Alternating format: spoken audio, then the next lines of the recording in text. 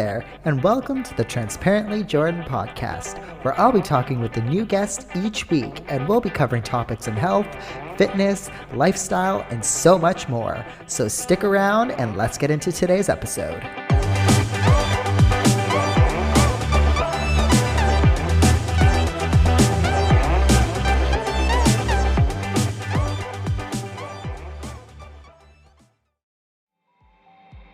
Put the name of the place you want to travel and the date that you want to travel, like Maui 2021 June, something like that. And so it's specific, it's exciting. So every time you work and you deposit a check and you see that amount going up, you're like, I'm $100 away from going to Maui. How awesome does that feel, right? What is going on, everyone, and welcome to another week and another episode. Now, I hope you all had a wonderful Christmas and a wonderful Boxing Day. I had a lovely Christmas. It was a weird Christmas for me. I mean, it was a weird Christmas for everybody around the world. I know a lot of you probably did not have a Christmas or did not have a usual Christmas because what is going on around the world. For me, it was just a weird Christmas because it was warm out instead of snow on the floor and instead of cold like it normally is back in Canada. So this was my very first Australian Christmas, or my very first Christmas in Australia, where me and my friends, we went to the beach, we lay on the sand, we went back and we had a nice dinner, a normal dinner, I just made vegan roast for everyone, and then roasted veggies and whatnot, so that wasn't too different. But asking some Australians, they said, I guess, seafood is really big, I guess, in Australia for Christmas time, and back home we had turkey every year, or ham for Christmas Eve, which I guess some families do have that, they say, but seafood is supposedly supposed to be bigger here, which it's kind of weird because seafood isn't big for Christmas back in Canada. So yeah, it was just a weird Christmas. It just didn't feel right because,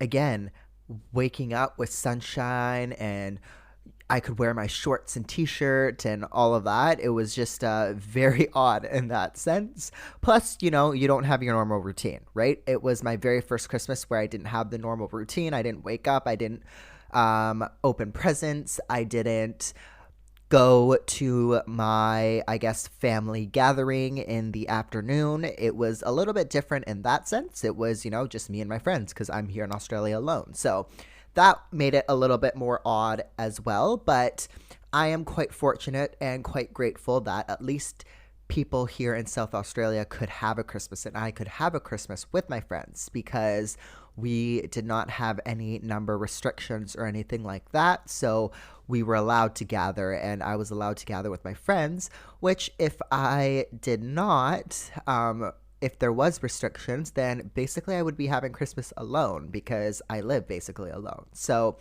that would suck. And I know there's so many people around the world that are in this scenario where they live alone and they can't leave their house, or they're not allowed to gather in other person's house. So they had Christmas alone, which really is so, I don't know, it sucks. And I feel for all of you out there who have had to go through that, and let's just hope that we can all come together and it can be better next year and we can look forward to Christmas next year. I hope, and I hope things get better. So that was my Christmas, and my favorite day, Boxing Day, the next day, went very well as well. I got everything that I wanted to get. I wanted to get a pair of headphones, which I'm wearing right now. I got the Sennheiser noise canceling, I don't know the number, whatever they are, but they're wireless Bluetooth headphones, noise canceling and all of that, and I just wanted them to kind of wear around the home, wear them for, of course, podcasting, which I am right now, but also just music and movies, and again, wearing them at home and getting a little bit better sound. I have the AirPod Pros from Apple, of course, and they're amazing, they're great, but I think they're great kind of mobile headphones. Like, they're great for outdoors and for me to go out and about, but I've just noticed that at home, the sound quality, I feel like I wanted a little bit more. So that's why I went to the store and picked these up first thing. I literally walked into the electronics store. There was people everywhere and there was workers everywhere. So I just, went right to the worker. I'm like, I want this and this. And he went and got it for me. And then I didn't even pay at the cash register. They had kind of like, they all had their own like iPad or whatever that you could pay for. So I just paid there and I was like in and out within 15 minutes. I was like, I am not here to deal with any of this crazy Boxing Day madness, which it was, especially in, it being electronic store. Um, and I went to Mecca Maxima. I got some face moisturizer and some skincare products. I went to Sephora. I needed some BB cream, so I got some of that as well as some concealer. But that was basically it. Oh, and I went to actually, so I went to Sephora and they didn't have any sales or anything, so I left without getting anything.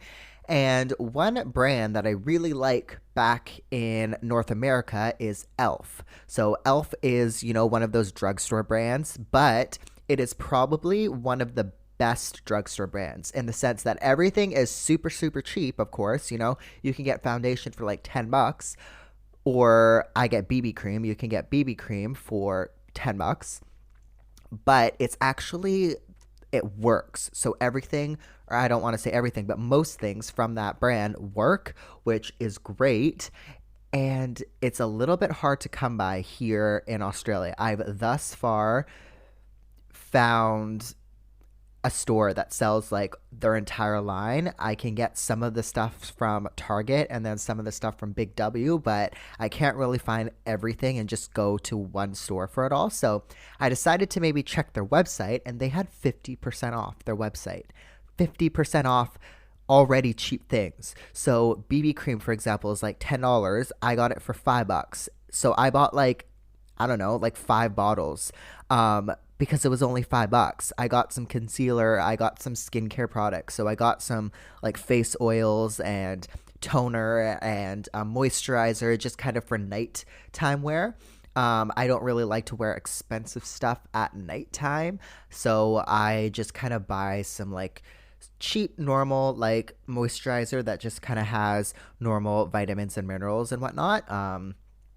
To wear at nighttime, because I also sometimes put on pimple cream, especially when I have breakouts. So yeah, that was my Boxing Day. I kind of got that kind of stuff. It was pretty successful, I think. I ended up getting what I needed, and I did not get anything that I think I didn't need, if you know what I mean. Like, I didn't splurge on things that I didn't need. So that was successful, because I am normally the type of person that just kind of anything that I see on sale, I'll buy anywhere I go. So I did actually get a couple t-shirts from Cotton On, but they were like $5 and I needed new t-shirts. So yeah.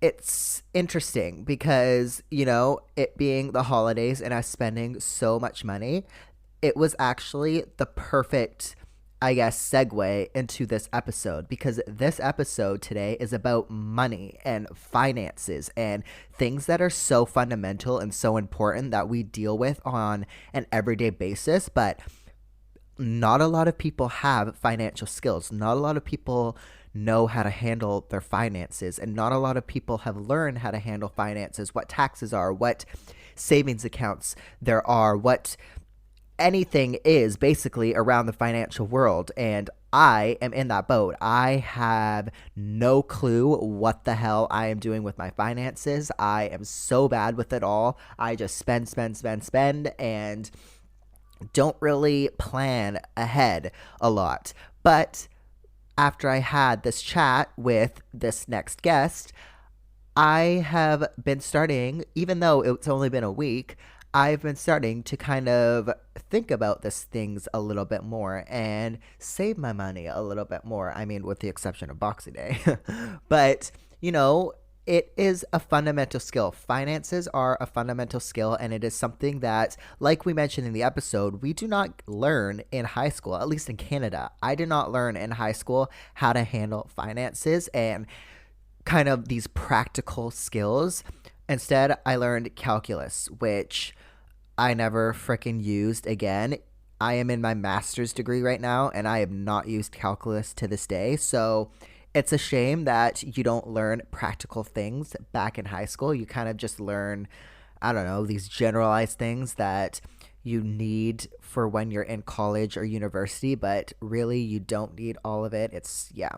Anyways, that is another tangent on its own, but today we are talking about money, and we are talking about being smarter with your money, how to invest your money, how to save your money, and just kind of the various options that there are out there for people to kind of help save and invest their money and help build your money. This episode is jam packed, and there's so much that we discuss in this episode, so many amazing things that we discuss in this episode. And I got a lot of great tips and tricks in this episode, so I hope you all get some great things as well. It's actually an episode that we covered so much. We actually also did not get the chance to cover a lot, so there will be a part two coming out in the future, kind of covering side hustles and things like that. But this episode is, again, just about the things that I mentioned before, and I really hope that you all enjoy it. All right, everybody. So I am sitting here with Catherine. How are you doing, Catherine? I'm doing well, Jordan. How are you? It's good to see you again. Thank you. You too. So Catherine and I know each other from back when I was in Vancouver and she was in Vancouver too, but we're both on outside of Vancouver now. Yep. So yeah, Catherine, do you mind maybe getting started by just telling us a little bit about yourself? I mean, I know a little bit about you, of course, but the listeners don't. So yeah. Sure. So I was born and raised in beautiful British Columbia, and now I'm living in Edmonton, Alberta with my husband.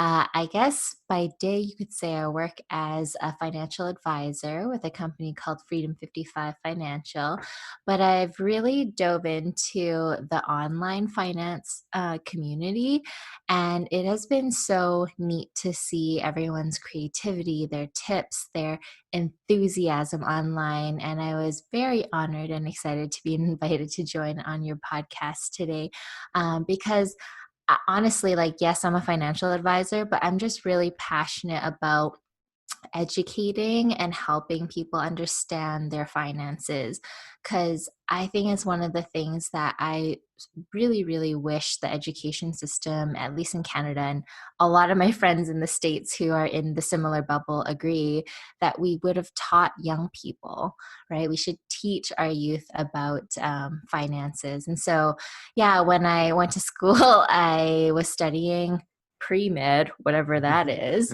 and thinking I was going to go into that route. And I decided to do, I was doing all the organic chem and all that. And I was sitting in a microbiology biochem class, and I was just scratching my head, like, why am I learning about this super detail about like the tiniest microorganism? Like, I don't care. Like, what is this going to do for my life? Yeah. So like any college student in their third year who's going through their undergrad crisis, I was like, I'm going to minor in business. Yep. I took a few business classes. I was like that too. Yeah. Yeah. And so I took my first personal finance class, and that blew my mind. And I was like, why aren't we teaching teenagers this? Why isn't this accessible when you're 16 and you get your first part-time job? This is life changing stuff. And I'm paying to go to Douglas College in New Westminster Yeah. to learn this. And not everyone is going to pay money to learn this. And yet it's something that's accessible for all of us, and we have the right to it. We just may not have the tools or the knowledge to implement or put it into practice. And so I think that was when the light switched for me. And then I was like, hey, I'm going to swap my organic chem credits for electives and switch to finance.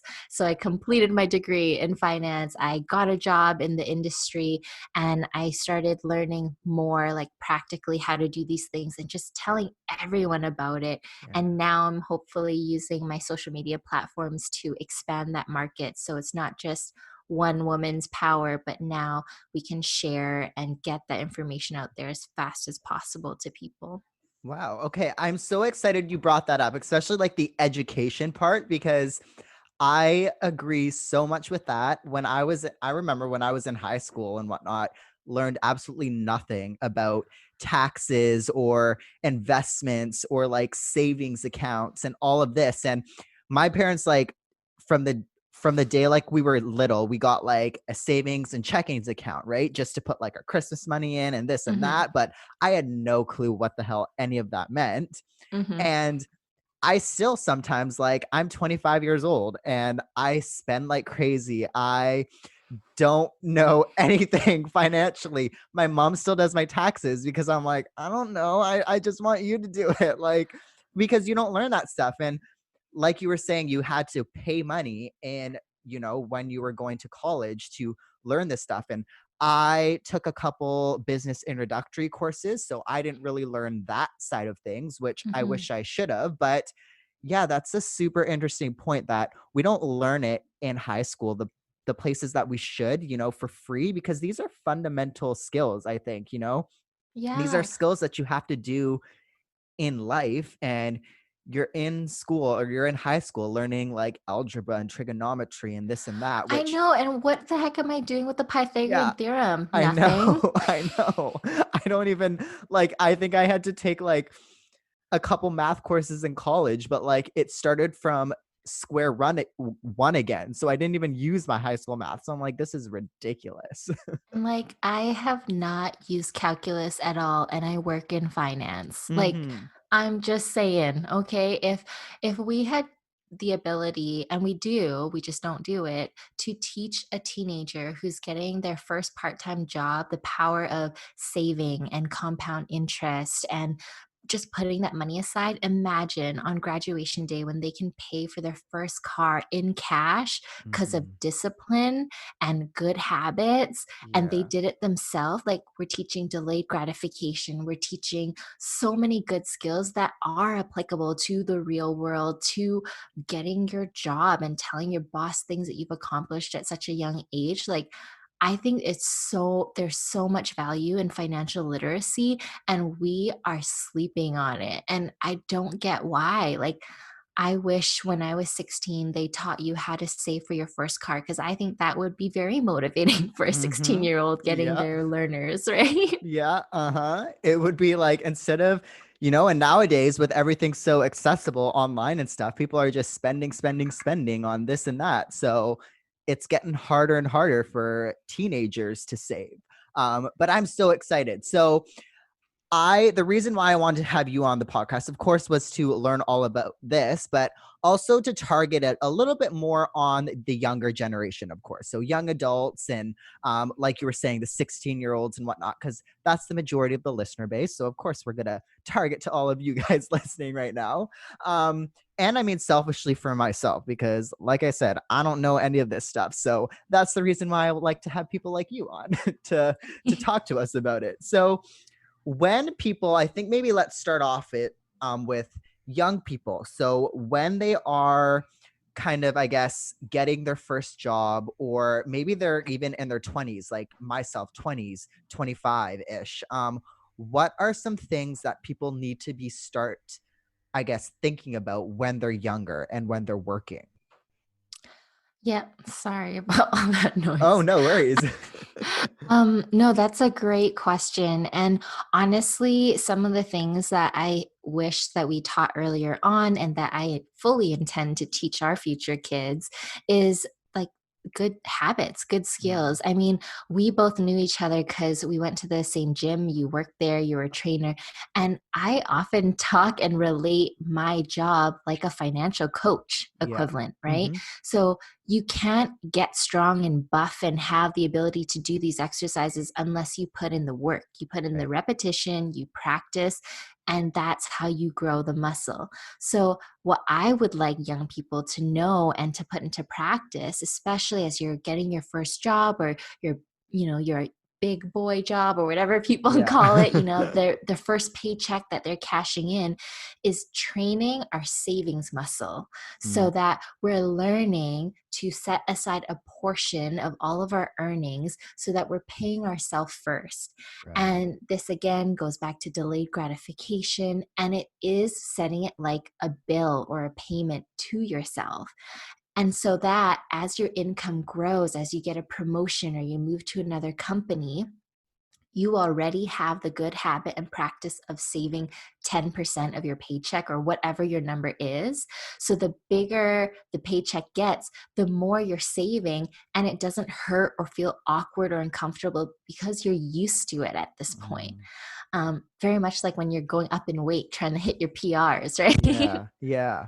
Okay. Yeah. So, what is delayed gratification? Because that's a term that you've brought up a few times, and people out there may not know what that is. So, what is delayed gratification exactly? Yeah, so I guess I pulled this probably from like a Psych 101 course, but Mm. have you been seeing this trend that's going on Instagram? Like people are recording their toddlers with their favorite treat or candy in front of them and Uh-huh. telling them to wait until Yep. they come back from the bathroom, then you can eat it. Yep. And So dogs. Yep. yeah, yeah, and dogs, oh, and husbands or Yep. whatever. But what that really reminds me of the marshmallow challenge, which Mm, is the study in psych about delayed gratification. And so you're teaching young people that you can have the marshmallow now, the one sitting right in front of your face, but if you wait 5 minutes, 10 minutes, an hour, I will come back and give you a second one. So if mm. you are willing to wait and be patient, not do anything, Yeah. you will have two. It will double. Right. Yeah. If you are just, or you can eat the marshmallow now and then it'll be gone and you won't get the second one, but you're welcome to do that too. Yeah. And so, like, I think oh my gosh, I should really pull up the study before I talk about it. But that really stuck out to me. Yeah. And that's kind of how I think about investing and saving. Right. We're putting aside money now, 10% of my paycheck. Let's continue with that example. And I have to live off of 90% of my income. So Mm, I don't use the 10%.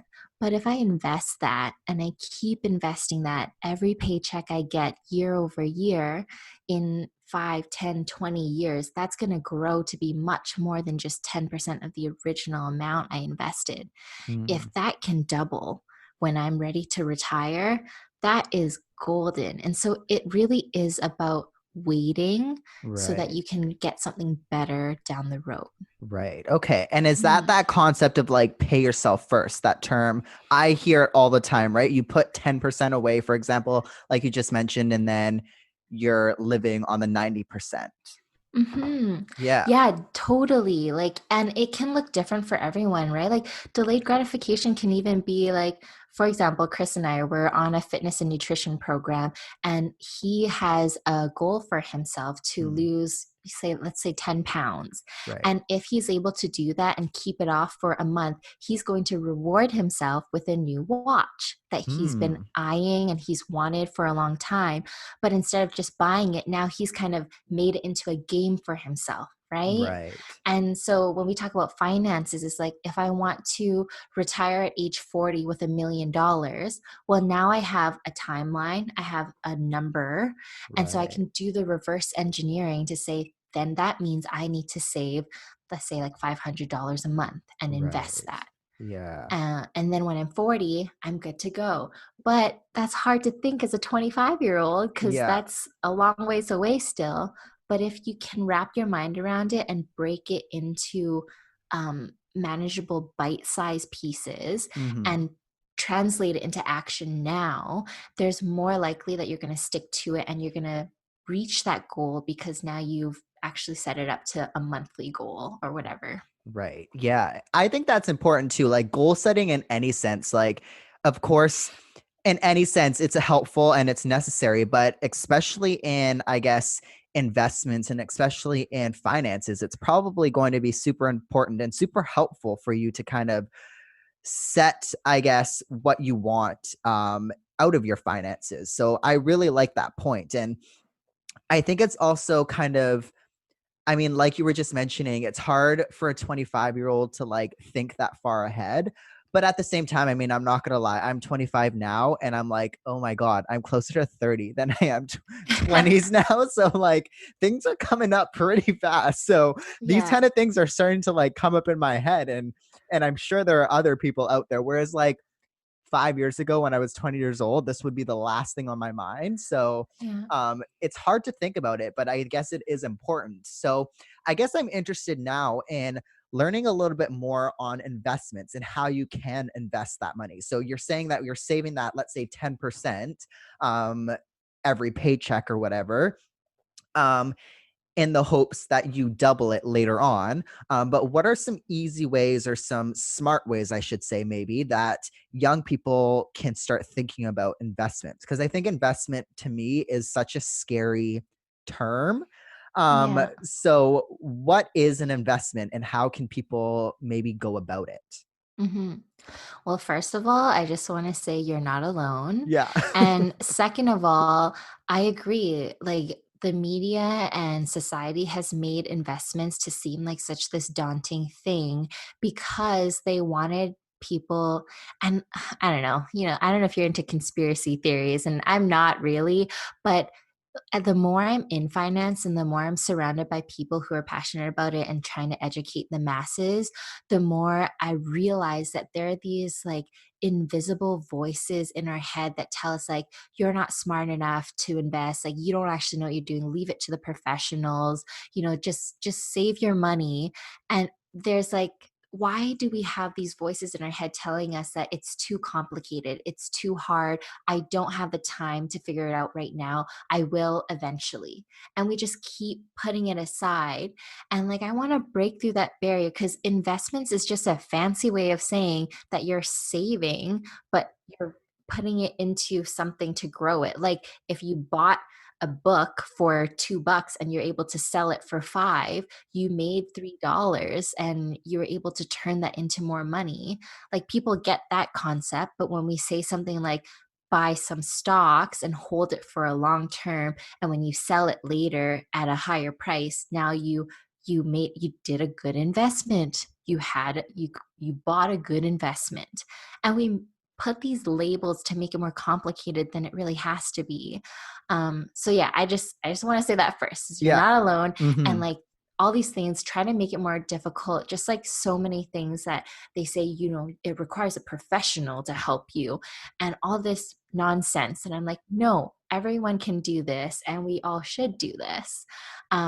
So then my second thing is that I would want to urge all of us to really learn about the different types of investment accounts that are accessible to us.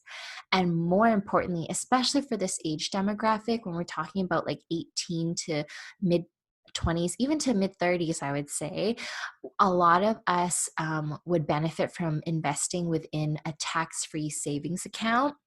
Okay. I don't know. Have you heard of that? Do you I have have, one? yes. I don't have one here in Australia, but out in Canada, yes, I do. Awesome. Yeah. And so the other thing I do want to just say, like, yeah, we're talking about Canadian finances here. In the US, it's called like 401ks or Mm, Roth IRA is kind of the equivalent of a tax right. free savings account. I do want to give Canada that kudos that at least the name of our Yeah, accounts kind of make makes sense and sense. tell Yeah. you what it is. Like a registered retirement savings plan is Right. where you put your savings Yeah. funds for retirement, and it's a registered account. Account. And the tax free savings account is also a registered account, but it works really nicely and it's more flexible for young adults to use because we typically would be seeing young adults going through more milestones in their life, like buying their first car, putting a down payment on their first home, or getting married and paying for a wedding. And these are big costs, and it would be nice if we could save money and invest it and be able to see it grow and take out those earnings without being taxed on it again, which is what the TFSA does for you. And you can use it more in a flexible way for your life as these different things come up. Okay. So yeah, it's really important to understand what type of account you're using. And I strongly recommend to use the registered ones first because they often provide a tax shelter. So that just means that your investments are protected and they're not going to be taxed while they're sitting in that vehicle. Okay. I didn't Yeah. know any of that. I have it, but just because my mom's like, get one. So I'm like, okay, I'll get one. Like, I had no idea Yeah. what the heck a tax-free saving account was. Well, I'm glad that your mom did that and that you Yeah. have one. And the only thing that you need to be eligible is like for Canada, anyways, is you need to be 18 Hmm. and you need to be a Canadian citizen. Yeah. And that, or like a PR, if you have a SIN number, you're working here, you're eligible for one basically. Right. So you don't have to, it's not like the registered retirement savings plan where you have to have like a T4 where you've earned income in Canada in order to have room. TFSA is for anyone that has a SIN number working, living in Canada and over 18. So it's a beautiful thing. And you can double, quadruple, times 10 your money, and the government doesn't get to tax you on the Right. earnings. That's always nice. There's nothing Yeah. worse than like seeing a paycheck and then half of it going to taxes or whatever. And you're like, oh my Yeah. God, where's all my money going? Yeah. So yeah, like those are the big things that I would want people to be aware of because I think we get lost in the details of like, oh my gosh, what stock do I pick? And I'm like, Yeah. honey, back up. Yeah. First, use a tax-free savings account or your Yeah. RSP, registered Hmm. retirement savings fund, or if you are going to do like a brokerage account and do a non-reg, make sure the first two are maxed out first. And then after you know what account you're doing it in, then you need to know how much you're investing. That's where paying yourself first comes in handy. And then after that, then we'll talk about picking stocks or a portfolio or whatever. But that is not the part that you should be thinking about first. We want the big picture stuff, Yeah. right? And I think that's what makes investing sound so scary because when I think of investing, yeah, I think of, oh, let's buy stocks in this company and see where it takes you. And you're risking this and that, where it's like, no, well, you can maybe like start investing, yeah, smaller and like you were saying, this tax-free saving account, for example, and then go a little bit bigger. And I think of it now a little bit like, we all have our passions or whatnot, and we seem to like to invest in that. So for me, for example, health and fitness, I invest all the time in health and fitness, but like I start a little bit lower and I start in things that are not necessarily easier accessible, but a little bit more smarter. And then I go for the bigger picture. And I'm sure financially it's the same way. Like you invest in other things that you're passionate about. So why not invest in finances? Because this is like a fundamental thing and it's something that you're going to have to deal with for your entire life. So those Yeah. were some awesome points there. Thanks, Jordan. Yeah, Yeah. I guess I just wanted to also add like because you were reminding me Yeah. before we even talk about investments with any of my clients, I always make sure that they have an emergency fund. Have Mm. you heard of this term? Do No. you? Oh, No. actually, I think I have. I've heard of it, but I don't know what it is. Yeah. Okay, so an emergency fund, if and like anyone who's in the personal finance community or who's following these things, like this is just like all the stuff repeated. But again, for your listeners, those who maybe aren't in this world, I'm happy to share that we always talk about the importance of an emergency fund before anything else. And what it is basically in the case of an emergency, do you have funds set aside to pay 3 to 6 months worth of your expenses? And the reason why we have that number is that most of the time, for those of us lucky enough to have disability insurance or any sort of long term, short term insurance through work, is that usually those payments don't kick in for, you guessed it, 3 to 6 months. So, so that's why we tell everyone it's kind of like your own insurance. You're saving up enough to make sure you can pay rent, you can buy groceries, you can pay for your transit pass or your car, whatever the necessities are to keep that roof over your head, the clothes on your back, and food in your belly. We need at least that bare minimum saved for at least 3 months. Now, we're all going through a global I pandemic was that just has gonna say, lasted yeah. way longer than 3 months, Yeah. way longer than 6 months. Yeah. We're coming up to, month 9 or something, Mm-hmm. right? And there's a lot of people that have lost their jobs or people that have become injured at work and aren't able to return. And it's really sad and unfortunate to say and to know, but like that's why we stress the importance of having an emergency fund before you throw your money into the stock market or investments, because then you have to liquidate all of your investments to pay for those needs. Or like if your car breaks down and you need to pay $1,000 to fix it because we know it's not cheap, like that's what the emergency fund is for. And so when you have that, then we start going into investments afterwards. Right. Okay. That's a good point. Yeah, I didn't even think of that. So, is this emergency fund like separate from your savings, for example, or is that like just general savings? I My rule of thumb and what I always tell my clients is it's kind of like the cookie jar, right?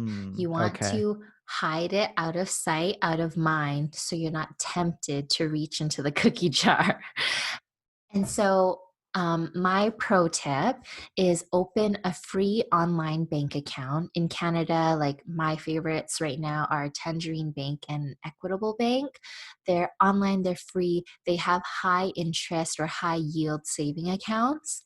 And I don't know right now who you're banking with, but typically what we see in a bank savings account is like 0.1% of interest earned, or like 0.3% interest Yeah, earned if I'm we're with lucky. BMO, and I think it's like that for most of them. Yeah. And so like I don't know, your deposit's probably like less than $1 Yeah. each month or Month. year, or Yeah. whenever they pay you. Yeah. But these online banks, they don't have brick and mortar. They don't have to pay for staff that are like on the floor in person, customer reps. It's all online. So they pass that savings on to the consumer. So you, as the client or consumer, you get to have at least 1% of interest. That's 100 times more than what you're getting at a regular big bank. And that's what I tell my clients to do is open up a free online bank account, put your emergency fund in there, make sure it's in a high interest or high yield savings account. And so if you have, say every month you need 2,000 bucks, so they save 6,000, so that's 2 times 3 months, 6,000 into their online bank account. And now at least every month they're getting 1 to 2% interest on all of those accounts.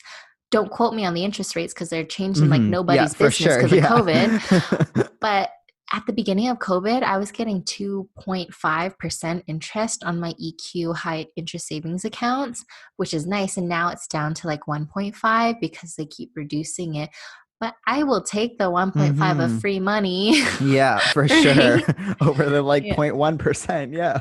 Yeah, so that's what I do. We put it in a separate account and it's out of sight, out of mind. It's not linked into your everyday checking and banking. So you don't see a fat pile of money in your account all the time and be tempted to dip in when there's a sale or a deal or an event opportunity that you want to Now you're go speaking to. what I do. Yep.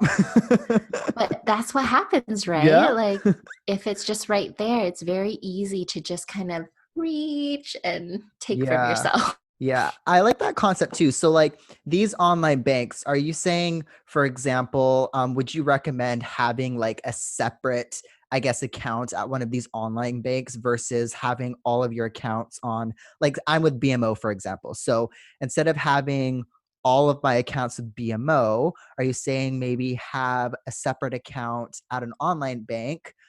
Because if you have one of these online saving accounts, you can't like use your card, right? Or can you?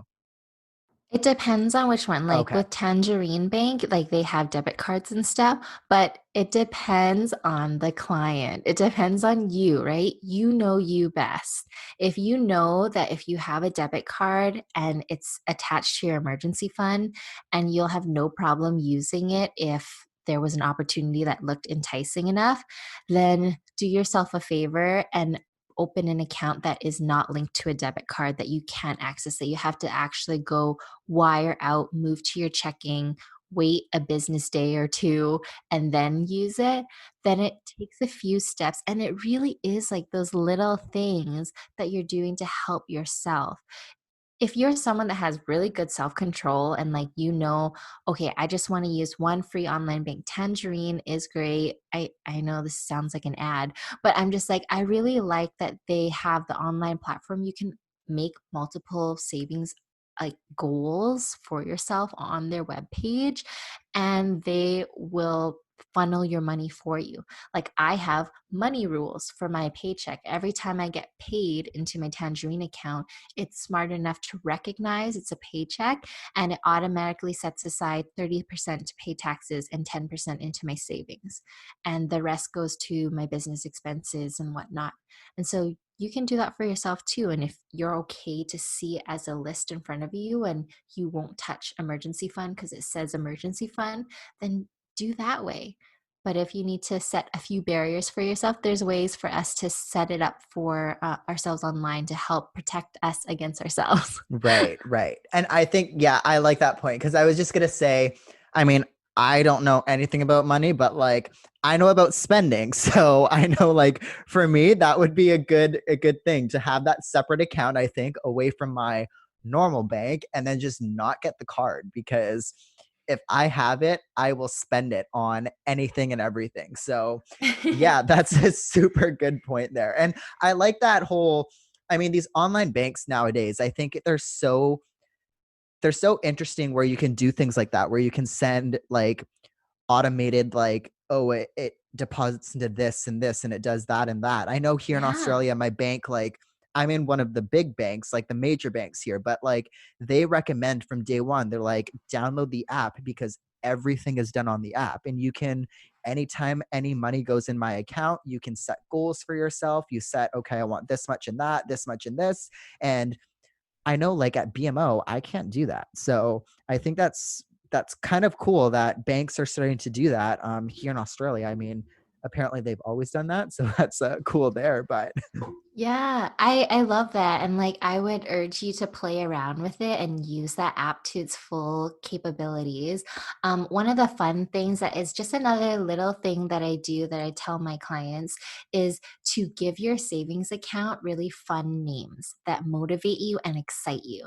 So like if you want a vacation fund, like put the name of the place you want to travel and the date like that you want to travel, like Maui 2021 June, something like that. And so it's like specific, it's exciting. So every time you work and you deposit a check and you see that amount going up, you're like, I'm like $100 away from going to Maui. Like, how awesome does that feel, right?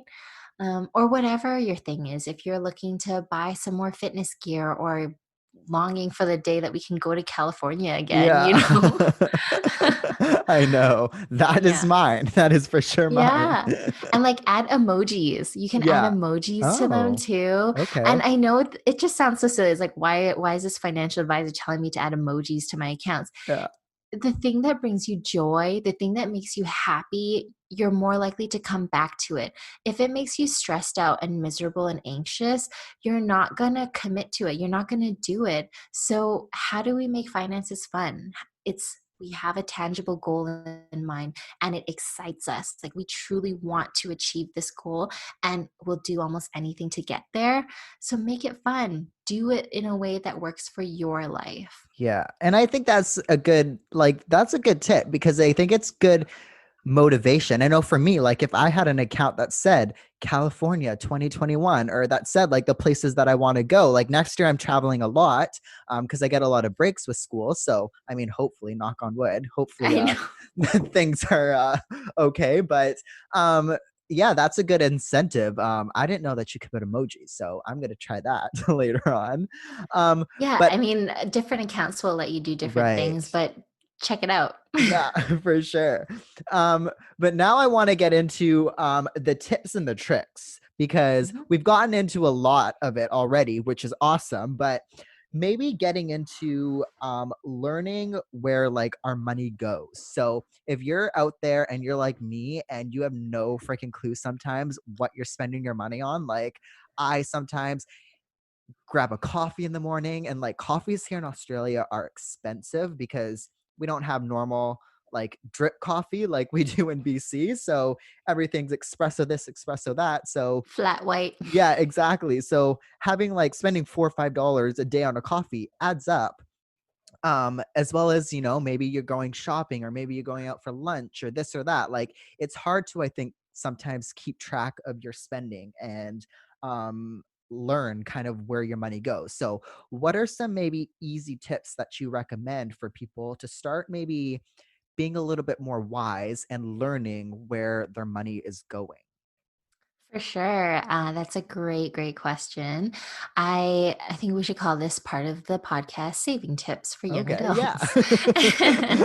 I like that. And you nailed it right on the head. The biggest thing, and this is like again like financial studies 101 or finances 101, whatever you want to call it, tracking your expenses is the very, very most basic thing to start with. And that is the thing, no matter if the client in front of me makes 20,000 a year or 200,000 a year, I always start with the budget.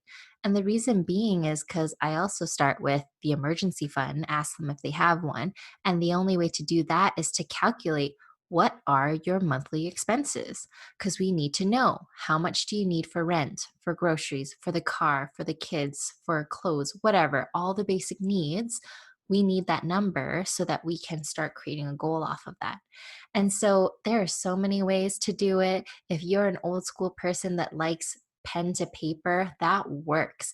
And honestly, you will notice that the more you have to actively record every time you spend your money, that already is going to trigger you and prime your mind to be more mindful and conscious of your spending. Do I really want to go buy that right now? Because then I'm gonna have to record that later. Maybe I'll just wait because I have food at home or I have a French press at home or Yeah. whatever, right? Yeah. It's kind of like when I start tracking my macros, all of a sudden I'm Right. way more mindful of what I Yeah. eat because I'm aware of it now instead of Mhm. mindlessly stuffing my face. Yeah, and I'm lazy, so that would just be one more thing I would have to do, so I'm like, I'm not doing it." Yeah. And so for the people that are like, man, paper and writing it down, too much work, you can go Excel spreadsheet, Google Sheets, and track it that way. If you're nerdy into making your own templates, you can. There's so many free templates you can download online too. And beyond that, like the next level up would be using an app. So there's a bunch of applications that are free that you can actually link to your banking institution for the Oh, most part in most yeah. parts of the world. And it will automatically download your transactions from your bank account. And all you have to do is categorize them. And that's like a game for yourself. What are your big important buckets that you spend money on? Like it could be like fashion and food and fun or whatever. And you just drag and drop your expenses into those categories so you can see where your money goes. Like a free app, I'll just put in the plug because I think a lot of people like it and use it, is Mint. Okay. So you can use that one. Or the one that I use, it's a paid application, is YNAB, which is an Okay. acronym for You Need a Budget. This is just one that Chris and I have used for many years.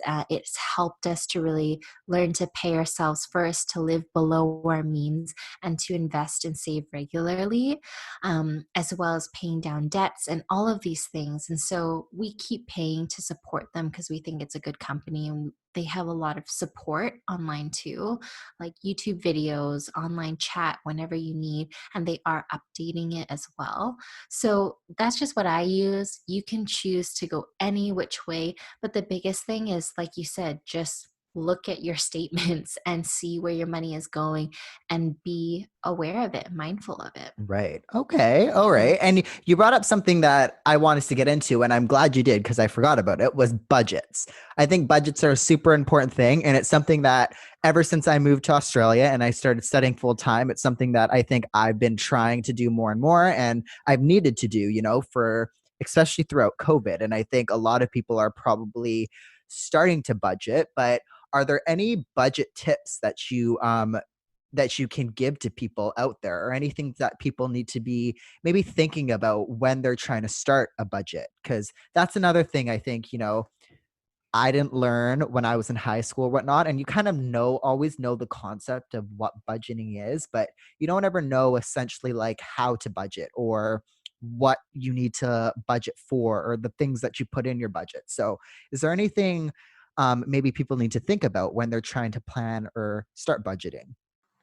Yeah. So simply put, a budget is basically what your income is that you make each month, and you subtract all of your monthly expenses, and you just see what the number is at the end of it. And so hopefully that number is a positive one, meaning that you make more than you spend every month. But oftentimes, and actually in Canada, more often than not, it's a negative number.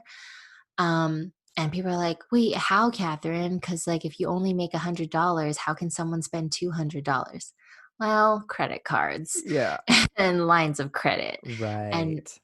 banks give this out very freely and easily. I don't know if this happened to you, but when I was, 18, just starting college, one of the first things that was greeting me when I entered the doors was a credit card salesman. And any department store you go into, they will try to sell you their credit card too. It is so easy to get access to credit, and it is so easy to get into debt because of this. And they only tell you, like, you just have to pay $10 a month, the minimum payment, and you can have $2,000 every month to spend. And what 18-year-old understands that they're going to get charged interest on this? They don't. They are not, like we have reviewed at the beginning of this show, we're not taught about this in high school. Yeah. So they just hear, I get $2,000 on this $1,000? plastic Yeah. card with my name on it. It's Yeah. magic. I only have to pay $10 a month. Yeah, That's and now I can shop magic. online? Wow. Yeah. Yeah. And so it's super dangerous. And I totally got lost on a tangent there because I really don't like credit card Yeah. companies and how they prey Prey on on the young young. people, or they just prey on people that are marginalized or who don't have the cash flow, so they need to rely on credit cards just so they can feed their family. Like, it's really heartbreaking, right? Kind of these stories that we hear, people in financial hardship because they weren't afforded or they were prevented from learning about finances so that they could get in control of their situation. And it's just the cycle of poverty that never ends. It's you're in this endless cycle of debt, right? And so that's why budgeting is important, so that we can see what our basic costs are for our needs.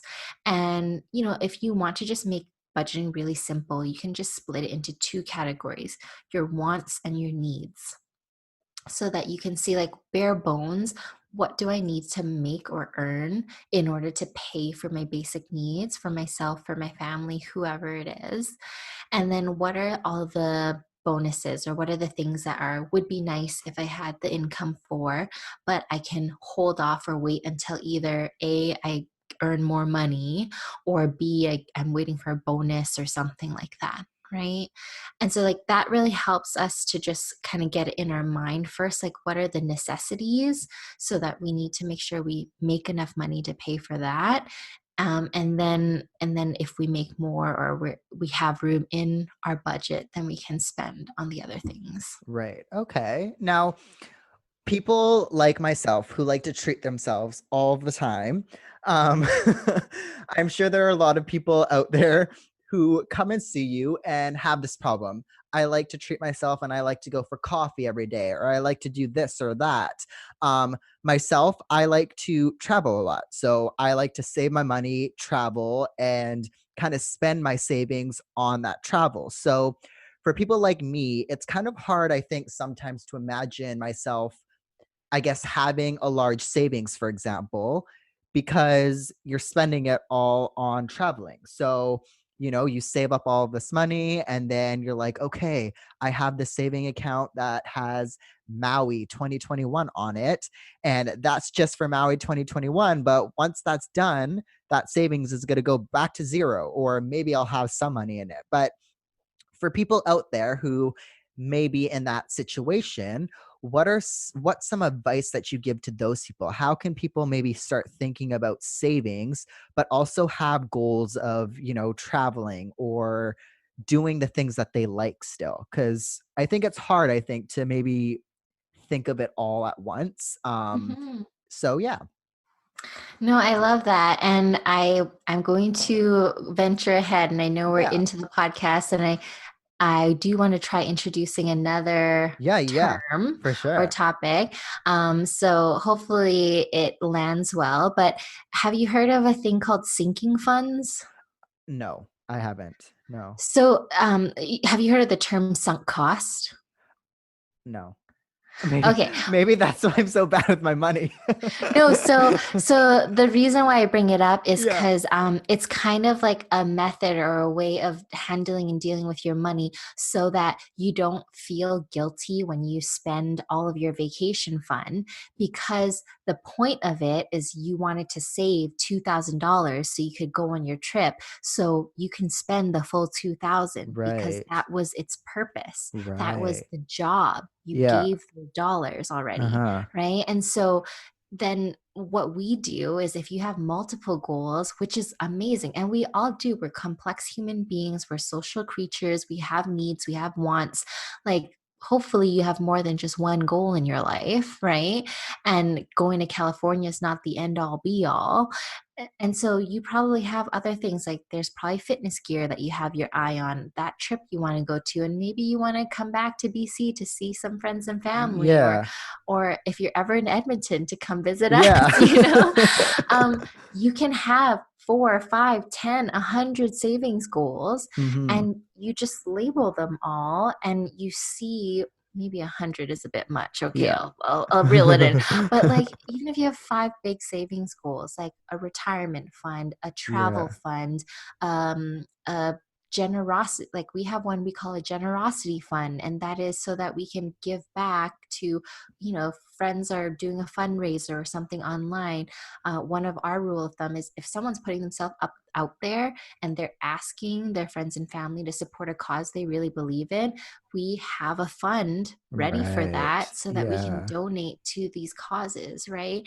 And so whatever your heart desires, there's no limit on how many sinking funds you can create, and you just deposit money regularly into all of them so that when the need comes, when the expense comes, the money's sitting pretty waiting for you to spend it, Yeah. and you don't have to feel guilty at all. So that's how I would do it, and that's the mentality that you want to think too, so that it's healthier and better for us, because we're rewarding ourselves because of hard work and not feeling guilty for draining the account. Right. Yeah. And I think it probably, like I was saying before, it does get like you can feel guilty, I think, if you're spending all of that money. But that's good to know that, as long as you're, I guess, planning that, okay, I am going to be spending this money and you have that, I guess, that goal, then yeah, you shouldn't feel guilty. It's like when Yeah. Christmas is coming up, like I'm gonna Yeah. eat everything and I'm not gonna feel guilty about it. Yeah. Like, so the way that we have thought about it too, is that we still make regular monthly debt payments. We're fully funding our retirement accounts, our tax-free savings account, but we also have a very generous vacation fund and generosity fund. And so, like, those are kind of our big buckets that we do. And so that and we also dine out and eat a lot, like, Yeah. because I love food. I'm a Yeah. foodie. I like cooking. I like eating. I like Mhm. exploring and supporting the local restaurateurs Right. around us too. And so when we go out, I don't feel guilty spending money on a meal or a fancy cocktail, because I know every month I'm still putting money into my Mhm. retirement fund, into my travel fund, into my Right. tax free savings account.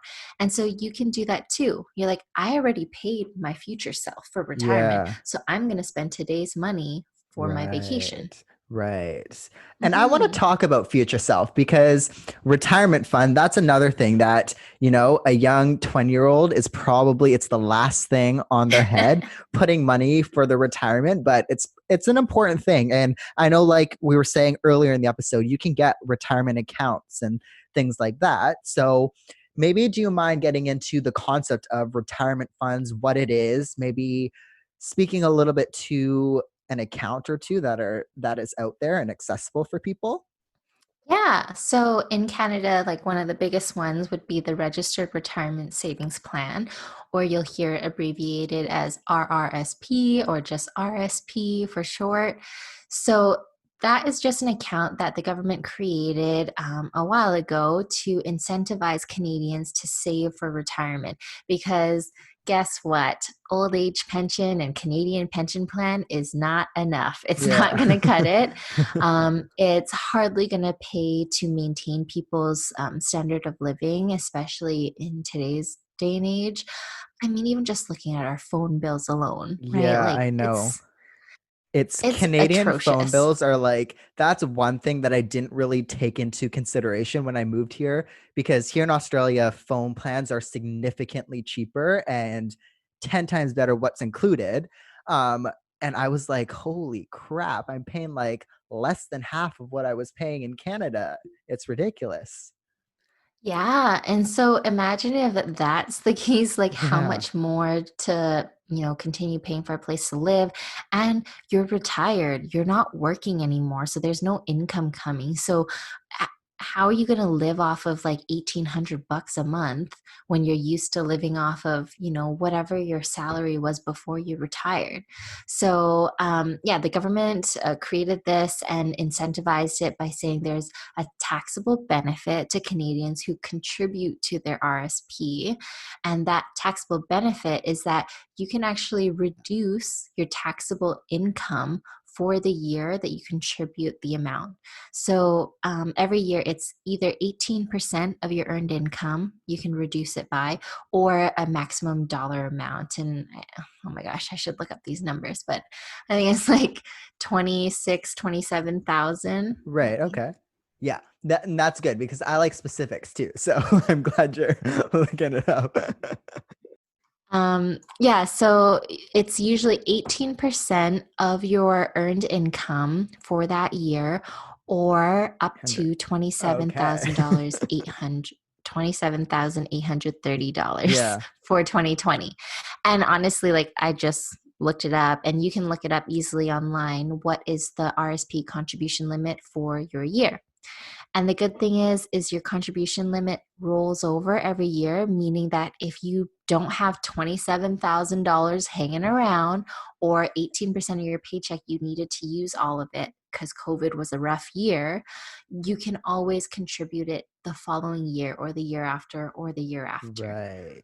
Okay. All Hmm. right. So that's good to know because, like I was saying before, that's something that, yeah, probably people are not thinking about, but it's something that we should because, yeah, I didn't know. Like, let's say it's 1,800 dollars a month. That's not for a pension plan, not a lot that people can live on, especially in if you're living in Vancouver or Toronto. Like things are Yeah, things are any major expensive. city. Yeah, exactly. So Yeah. that's very good to know. But Catherine, do you maybe mind getting into your business and what people can come see you for, what people are maybe general things that people come and see you for, and what you can kind of help them with? Yeah, so I am a fully licensed financial advisor. I do all things from insurance planning to investment planning for my clients. And what I like to do is create a full financial plan. And what I mean by that is I will tackle everything with you and hold your hand, walk alongside you from getting that initial budget, especially if you've never done it before, or maybe you have, I'll help you to optimize it and make it better. And then we will fully fund your emergency fund. Then we'll start making sure that we have the right insurances set in place, like especially if you have dependents. Then we'll set up life insurance or critical illness disability insurance, because so many of us, I don't know if you know this, but we get injured at work and it's usually for a long period of time. And so it's helpful to know that I have an emergency fund if I get injured, and there's going to be a paycheck paying me so that I can keep all my bills covered until I get better and rehabilitated to go back to work. Same thing with critical illness. 1 in 3 Canadians are diagnosed with heart attack, cancer, or stroke. And that's a crazy statistic for me, right? And I'm just like, I have critical illness for myself and my husband in case that either one of us gets sick, so that our spouse can take time off work, take care of me, Right. and Yeah. or me take care of Yeah. him. And when we have kids, that we can afford childcare and our spouse can keep working or whatever it is that we need, right? So, like, all of those insurance things in place. And then I would go into the investment, like for retirement planning, estate planning. So, what happens after you pass away? How do you want things to flow from your estate? So, I really am taking you from baby steps budgeting all the way to the grave, Right. basically, right? Yeah. And I know it sounds kind of a bit much for a 20-something-year-old who's listening. But honestly, like I often say to clients, the sooner we start, the better. Right. Because there's one thing that's inevitable in all of our lives is Mm-hmm. that one day we're going to pass. Yep. And so, and so it's like, what is the point? What is our purpose of living? Why do we go to work? Why are we working for this paycheck? What is it paying for? So let me help you. If you don't want to be working that 9 to 5 just to pay the same bills every month until you're 65, then let's do something about that. Let's create a plan and get you closer to financial freedom and financial independence and retirement, whatever that looks like for Right. you. Okay. And where can people find you? I know you were mentioning that you have social media where you post some stuff. So, is there social media that you want to plug in, or website, or anything like that? Sure. Thanks, Jordan. I appreciate it. So I think across everything, I'm chat with Kat Lay. Okay. And so that's my Instagram and my Twitter. I don't tweet much, Yeah. so don't expect anything exciting there. And then my Facebook page, if for anyone who is looking for a one-on-one, who wants help or would like to just meet and talk, I'm happy to help out. And so my Facebook page is Catherine Lay Advising. You can find me there. You can see all the different services that I offer. And it's always a free initial consult. So any of the options that you choose is free to get started and meet with me and see if we're a good fit, Mhm. and see if you would like to work more on your financial plan. Cool. And is that online, like through Zoom or whatever? Yeah. Okay. Yeah, so because of Yeah. COVID, everything is virtual. Yeah. So I do everything on Microsoft Okay. Teams. It's encrypted and Mhm. safe and protected. So we are doing everything that way now, Awesome. the Yeah. way of the world. Yeah, that's with COVID. I know even me, like we're learning in physio school now, telehealth and doing physio over the internet. How? So it's yeah, it's the new normal, I See, guess. that is next level Yeah. because I don't know how you do physio It's over, it's interesting. It's been very interesting. Yeah. like, lean on the Yeah. corner of the wall at this angle. Yeah. Can you put your camera a little lower? I can't quite see. Yeah. It's been very interesting for sure. You're doing your exercises, right? Yeah, yeah. All right, Yeah. Catherine, thank you so much for being on the podcast today. This was very informative because, again, I knew next to nothing, and I think I know a lot more now. So hopefully, all of you Yay. out there learned a few things here and there, because it's an important thing to know. And a lot of us just kind of don't, and just kind of go with the flow, which sometimes works out for you, but a lot of the times it doesn't, especially in this instance. Hmm. Well, I really appreciate you having me on. It was such a blast to talk. I love nerding out about this stuff. So we can do it again. And I just want to hear more about you and all that you're doing in Australia too. Yeah. All right, everyone. That is it for today's podcast. Thank you all for listening, and I hope you learned a little bit more about finances and about your money. I know I learned and I took a lot from this episode, so I hope all of you did too.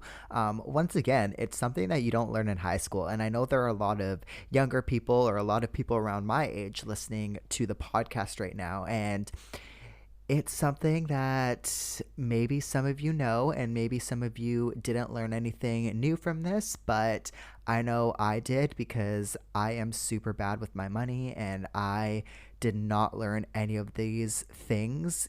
Even in college, I took like one or two business courses, and they were just general business courses about business, not about finances and that kind of stuff. So I've never really learned any of this. And like I said at the beginning of the episode, we actually didn't get to so much. So we didn't get through everything that Catherine wanted to chat about, and things that she mentioned kind of when we finished recording, that I was like, oh, I so want to talk about this. Things like side hustles and things about how to get ahead. So that is to come. We are planning to do that part two a little bit in the future, closer, maybe January or February. I'm not 100% sure when yet, but part two is to come. So be sure to subscribe to the podcast so that you stay updated with all of that. And just like always, if you can, and if you are listening on Apple Podcasts, please go ahead and click that 5-star button. It is kind of, if you scroll down to the bottom of the podcast page, you can see those stars. If you just click the 5 stars, that is all I need. It really helps out the podcast. It really just helps it out by putting it in more visible places so that more people can see it and so that it can get out to more people. I am so happy and I'm so appreciative of all of you that have done so already. I am seeing more and more reviews pop up each week, so thank you for that. But if you are listening right now and you haven't done so, please do it. It really helps out.